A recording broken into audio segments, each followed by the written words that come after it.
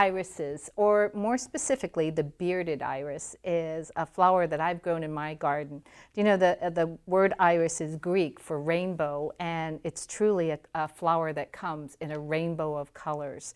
I've chosen this strikingly purple one that you'll probably be more familiar with. I'm going to add some of this beautiful lilac color to the petals.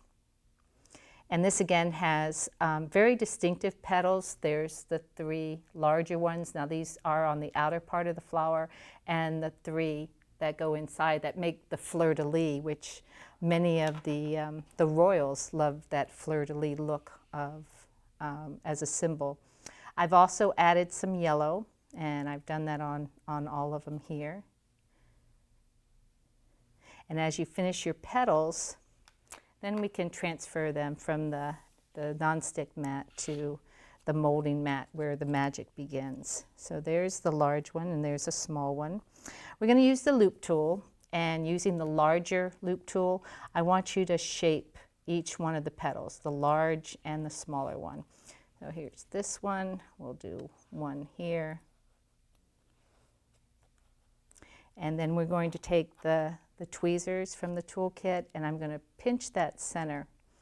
Now, because this has a really nice ruffled edge, and that's part of the characteristic of the iris, is that ruffly look, if you place it down on the mat and kind of lay it out flat, let's see if you can see that, especially on this larger petal. I'm going to hold that pinch, but I'm going to do these little circular motions to really get that lacy look or ruffled look to the edges as I'm pressing down. So as I turn it over, you can also go back, and with the tweezers, because of the nice little points on these tweezers that come in the toolkit, you can, bend them down a bit and really have some going up, some going back.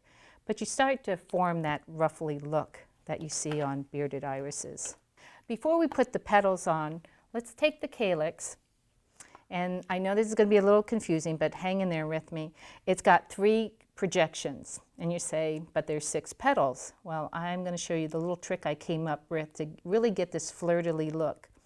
So I'm going to press down with the medium ball and get that to cup up as I've done.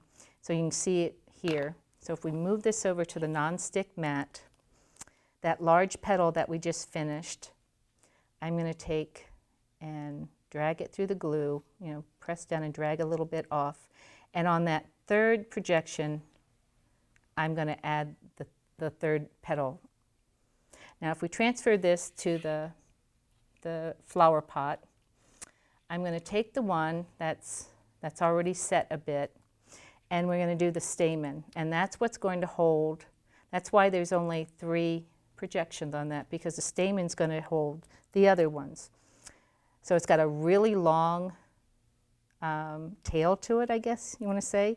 I'm going to take and put some glue all the way down it.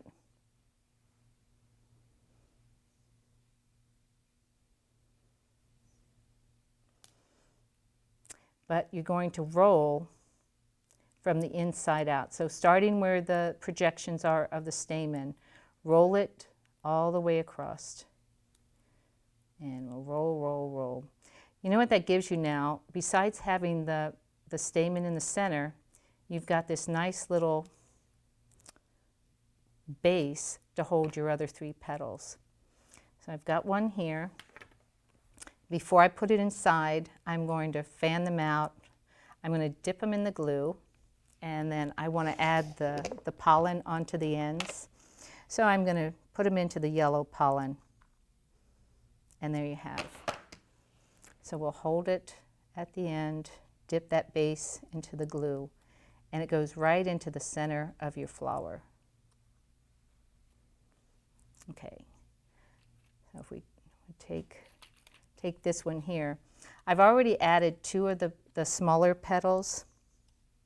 I'm going to take one of these, and by putting the glue now on the inside, the right side of the paper, see if you can fold it down. If you see where that base is, I'm going to add that 3rd little petal right inside. And what you're going to get now is the 3 petals that stand up on the inside. as the ruffled ones fall down. Now after we finish our flower, we're going to work on our leaves. So we need our leaf pad and our leaf tool. And it is going to be the same as I've done before. This again has just a stem line, so placing the leaf right side down, draw that line across. You're going to bend backwards on it. That's right side facing.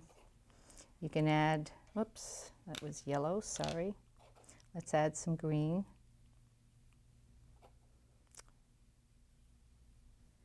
And then use your tweezers from my toolkit, and with that sharp point there, you can bend back so you've got a nice definition of line.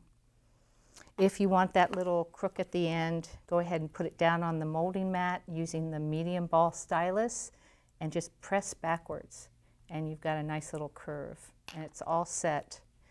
If this was on, well, let's take this project here. Let's go ahead and put this right onto our project. Since it's done, I'm going to add some glue to the base, place it in here by that, and then you can start by dipping the leaves and adding them around the base of your flower.